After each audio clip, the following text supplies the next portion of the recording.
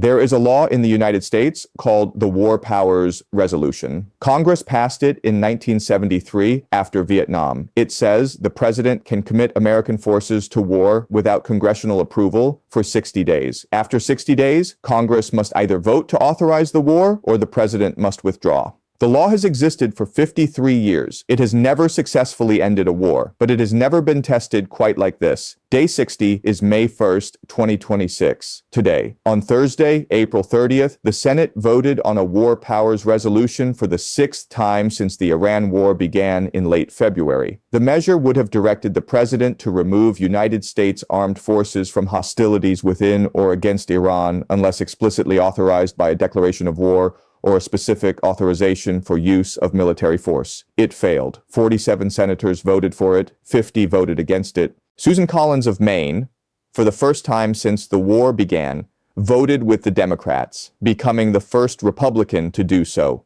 John Fetterman of Pennsylvania remained the only Democrat to vote with Republicans against it. The Senate rejected war powers one day before the 60-day deadline, and then left town for a week. On the same day, Trump told reporters he might need to restart the war with Iran. He said this as a reporter asked about the status of negotiations. He said nobody knows what the talks are except himself and a couple of other people. He said the U.S. will put Iran's ports under siege until Tehran comes back to the table with a serious proposal. And he said, we might need to restart the war. And Iran's President Pezeshkian said the naval siege of Iranian ports amounts to an extension of military operations by Washington. He said it is intolerable. War powers rejected. Trump might restart. Iran said intolerable. I want to spend today explaining exactly what the 60-day deadline actually means and why the Senate voting to reject it and then leaving town for a week tells you more about American constitutional governance than almost anything else in this war. What Susan Collins voting yes for the first time actually signals. What Hegseth claiming the ceasefire pauses the clock means legally and constitutionally. Why Trump saying might restart the war and Iran saying intolerable on the same day is the precise description of where this negotiation stands, and what all of this together tells you about how this war ends. Let me start with the War Powers Resolution and what it actually says, because the debate in Congress this week revealed that almost nobody agrees on what the law means, which tells you something important about why it has never successfully ended a war in 53 years. The War Powers Resolution of 1973 was passed over Richard Nixon's veto during the Vietnam War. Congress was furious that presidents had been committing American forces to combat without congressional authorization. The Constitution gives Congress the power to declare war. Presidents had been ignoring that requirement for decades. The War Powers Resolution was Congress's attempt to claw back that authority. Section 5B of the law states that when United States armed forces are introduced into hostilities without a declaration of war or specific statutory authorization, the president shall terminate that use of the armed forces within 60 days. 60 days from when the Iran war began is May 1st, today. And here is what happened in the Senate this week when that deadline became imminent. Defense Secretary Pete Hegseth told senators at a hearing on Thursday, "We are in a ceasefire right now, which our understanding means the 60-day clock pauses or stops." Senator Tim Kaine of Virginia, who introduced the War Powers Resolution, responded directly, "I do not believe the statute would support that." Senator Adam Schiff of California said, "Ceasing to use some forces while using others does not somehow stop the clock." Senator Collins, who voted for the measure, issued a statement saying, "The president's authority as commander-in-chief is not without limits. The 60-day deadline is not a suggestion, it is a requirement." So the administration's legal theory is that the ceasefire pauses the 60-day clock. Democrats say the ceasefire does not pause the clock because warships are still operating, the blockade is still running, ships are still being seized, and the military is conducting active operations in the Strait of Hormuz. Republicans who voted against the resolution mostly did not dispute the Democrats' interpretation of the law. They just deferred to Trump anyway. Senator Lisa Murkowski of Alaska, who voted against the resolution, gave a speech saying she will introduce a limited authorization for use of military force when the Senate returns from the 1-week recess if the administration has not presented what she called a credible plan. Senator John Curtis, Republican of Utah, had written publicly that he would not support ongoing military action beyond the 60-day window without congressional approval. Don Bacon, a Republican congressman, said, "By law, we've got to either approve continued operations or stop." All of these Republicans acknowledged the law's requirement. None of them voted to enforce it. And then they left town. That is the most significant fact about the war powers vote, not how it was cast, how it was followed. The Senate rejected the resolution, then it recessed for a week. The 60-day deadline arrives on May 1st. Congress is gone. If the law requires Congress to authorize or terminate the war on May 1st, Congress is not in session to do either. The enforcement mechanism of the law, a congressional vote, cannot happen because the institution that would cast the vote is not there to cast it. Senator Chris Murphy of Connecticut, Democrat, said, "We should not fail to note how extraordinary it is that our Senate Republican leadership has declined to do any oversight of a war that is costing billions of dollars every week." Representative Adam Smith, the ranking Democrat on the House Armed Services Committee, told the Associated Press, "Is the expectation that the Trump administration is going to follow the law?" His question was rhetorical. Now let me talk about Susan Collins, because her vote matters beyond the number it changed, which was 0. Collins is the senator from Maine who has built her career as a Republican moderate willing to occasionally break with her party on constitutional and civil liberties questions. She voted against removing Trump from office in both impeachments. She worked with Democrats on the bipartisan infrastructure bill. She has been in the Senate since 1997, longer than most of her colleagues. She knows what a signal looks like, and she knows what she is doing when she sends one. She voted against the War Powers Resolution 5 times since February 28th. On Thursday, she voted for it for the first time in 8 weeks. She said she wants a defined strategy for bringing the conflict to a close. Her statement is important for what it does not say as much as for what it does say. She did not call for ending the war. She did not say Trump was wrong to respond to Iran's nuclear program. She did not join the Democrats in characterizing the war as illegal or unauthorized. She said she wants a defined strategy. She said the 60-day deadline is not a suggestion, it is a requirement. She said the president's authority as commander-in-chief is not without limits. This is Republican constitutional language. It is not anti-war language. It is not regime change skepticism. It is a senator who has spent 2 months watching a war with no exit plan, no congressional authorization, no allied support, and a 60-day legal deadline approach, saying, Congress exists, the law exists. I will acknowledge both, even if I have not been willing to enforce either until this specific moment. Her vote is the first public signal from a Republican senator that the 60-day deadline has changed the political calculation on Capitol Hill, even if it has not changed the vote outcome. The measure still failed 47-50. Collins's vote changed nothing about the result, but it changed something about the trajectory. If Collins votes yes once, other Republicans are watching. They are asking whether their own constituents will notice when the deadline passes and nothing happens. They are calculating whether Trump's domestic political position is strong enough to absorb a constitutional confrontation in which the president is openly defying a 53-year-old law while conducting a war that is costing $25 billion and has pushed gas prices to $4.30. Murkowski's floor speech promising to introduce an AUMF if no credible plan appears is the second signal. Curtis's public statement is the third. Lankford saying it's the law is the fourth. None of these Republicans voted to end the war, but all of them are beginning to say publicly what most of them have believed privately. The president needs Congress eventually, and May 1st is when eventually arrives. Trump seems to understand this. His response to congressional pressure is not to seek authorization. It is to claim the ceasefire stops the clock. It is to say nobody knows what the talks are except himself and a couple of other people. It is to say might need to restart the war. That last phrase is the most interesting of all of his statements this week. He said might restart the war. Not will restart the war. Not Iran better watch out. Might. And the context was a reporter asking about talks. He was not making a threat to Iran specifically. He was telling Americans that the option exists, that the ceasefire is not permanent, that the guns can go back to firing, that might is always on the table, That is actually a legally significant framing. If Trump says we might restart the war, he is implicitly acknowledging that the war is currently not running at full intensity. The ceasefire is real in the sense that the bombing has stopped, which is precisely the argument Hegseth is making to Congress. The ceasefire pauses the clock because hostilities have paused. Trump saying might restart the war is supporting Hegseth's legal theory while threatening Iran simultaneously.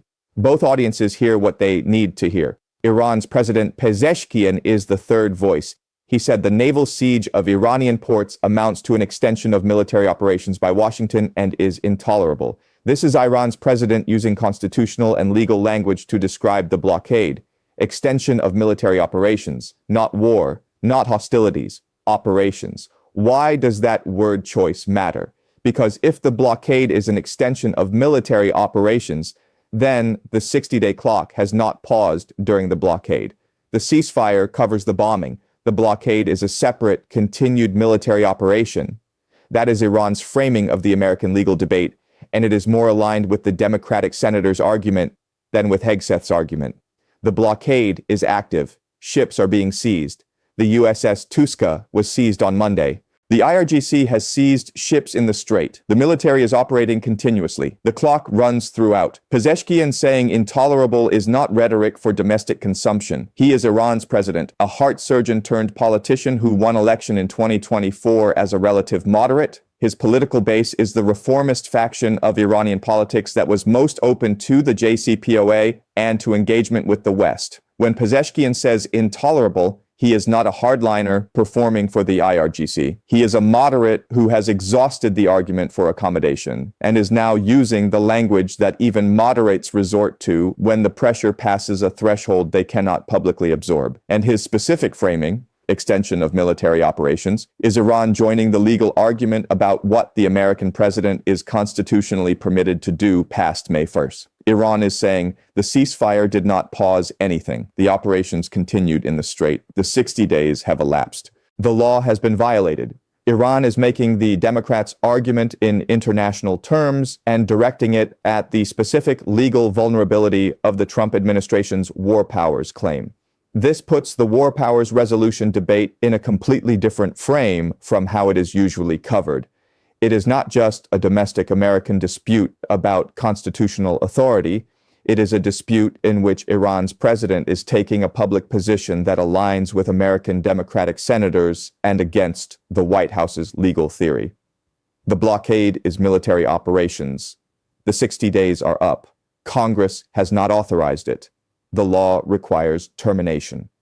America's Republican majority and the Trump administration are on one side of that argument. Iran, Senate Democrats, Collins, Murkowski, Curtis, and the text of the 1973 law are on the other side. Now let me steelman the Trump administration's position, because the Hegseth argument is not frivolous. The war powers resolution has never successfully ended a war, not once in 53 years. Every president since Nixon has either claimed it is unconstitutional, argued their specific military action does not constitute hostilities under the law, or argued that the ceasefire or limited footprint nature of the operation pauses or stops the clock. Obama argued that Libya airstrikes were not hostilities because American planes were not in danger of being shot down. Clinton continued operations in Yugoslavia past 60 days without authorization. Reagan continued in Lebanon, Carter in Iran during the hostage crisis.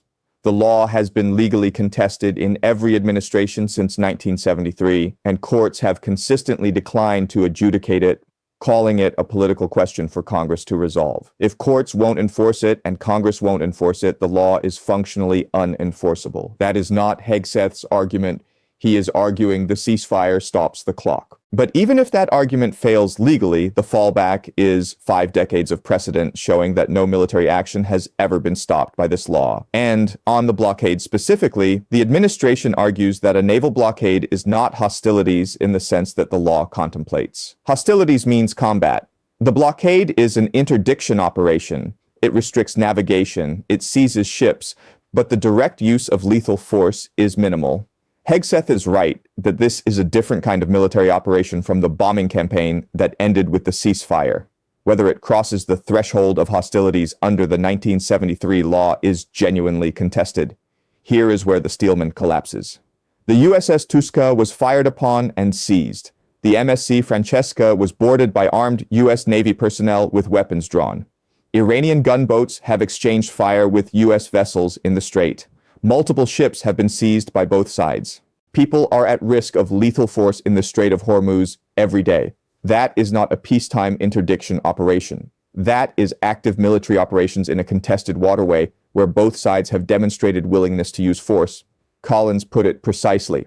The 60-day deadline is not a suggestion. Schiff put it precisely. Ceasing to use some forces while using others does not stop the clock. Kaine put it precisely. I do not believe the statute would support the ceasefire pauses clock argument. And then the Senate left town. What I want you to understand about May 1st is not just the legal question. It is what the legal question reveals about the architecture of constraint that exists in theory around American military power and what happens when every element of that architecture declines to function simultaneously. The War Powers Resolution is one layer. Congress had 6 votes to stop the war. All 6 failed. The courts are another layer. No court has adjudicated the War Powers Resolution in 53 years. Every lawsuit has been dismissed as a political question. The UN Security Council is another layer. The Hormuz Freedom of Navigation Resolution was vetoed by China and Russia. NATO consultation is another layer. NATO allies were not consulted before February 28th. Germany called it humiliation. The UK refused to join the blockade. European allies organized their own 50-country Hormuz coalition without American military blockade as the mechanism. American domestic political pressure is another layer. Gas at $4.30, $25 billion in war costs, 67% Iranian inflation accelerating through Hormuz, and Congress leaving for a recess without authorizing anything. Every layer of the architecture of constraint has been tested.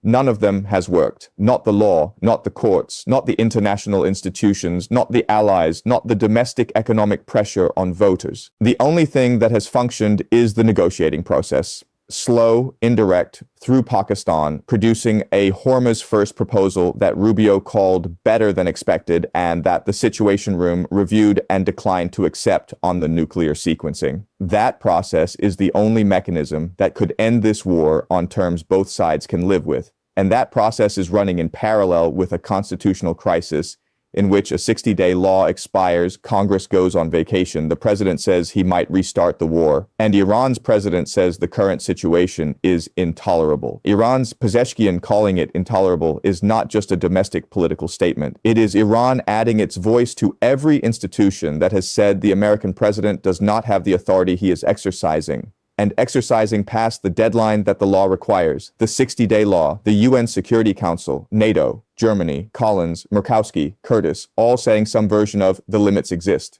None of them have stopped anything. Trump said might restart the war. The Senate left town. Iran said intolerable. And the Strait of Hormuz remains the most contested waterway on Earth, with ships being seized on both sides. Brent at $125, a 60-day legal deadline that everyone has acknowledged and nobody has enforced, and a negotiating process that is the only real path out of a constitutional crisis that is now fully open. What I want you to watch when Congress returns from recess. Murkowski's promised AUMF, authorization for use of military force, is the most significant next move on Capitol Hill. If she introduces it and Republicans break toward it, Trump faces a choice between seeking formal congressional authorization, which constrains his flexibility, or refusing to seek it and creating a constitutional confrontation with members of his own party. If she introduces it and Republicans don't support it, the constitutional crisis deepens. A war legally unauthorized that Congress cannot stop, that courts won't touch, and that has now run past every deadline the law contemplated. And if no AUMF is introduced at all and everything continues as before, the War Powers Resolution joins the long list of laws that say one thing and produce another. The Senate rejected war powers. Trump said might restart. Iran said intolerable. Congress left for the week. The law said 60 days. The 60 days are gone. The war is still running. The negotiating process is the only door that has not yet closed. Watch whether it opens further when Congress comes back, or whether the constitutional crisis forces everyone to answer the question they have been successfully avoiding since February 28th. If you found this useful, push back on it in the comments. I will see you in the next one. One final thing worth saying clearly. The War Powers Resolution was passed in 1973 to solve a problem that had existed since Korea and Vietnam. Presidents using military force as if congressional authorization did not matter. The law was imperfect the day it was signed. It has been contested every day since. But the reason it still exists, the reason Collins cited it, the reason Murkowski is threatening to introduce an AUMF, the reason Kaine and Schiff keep forcing the votes, is that the underlying constitutional principle matters even when the law is imperfect. Congress is supposed to declare war. The president is supposed to ask. That is not an administrative technicality. It is the structure the founders built to prevent precisely this situation. One person deciding alone to commit a nation to a war that costs $25 billion and does not end. The Senate rejected war powers. Congress left for a week. Trump said might. Iran said intolerable. The law said 60 days. All of those things happened today. And the war is still running. If you found this useful, push back on it in the comments. I will see you in the next one. And the most honest summary of where American constitutional governance stands on May 1st, 2026, 62 days into a war that began without congressional authorization, is this. The law says 60 days. The Senate voted and left. The president said might. Iran said intolerable. The Strait of Hormuz is still closed. Brent is at 125, and nobody with the authority to enforce the 60-day requirement has done so. Collins voted yes for the first time. Murkowski promised an AUMF when she returns. The law still exists. The war still runs. Those two things are both true simultaneously. And which one wins when Congress comes back from recess is the constitutional question that will define the second chapter of this conflict.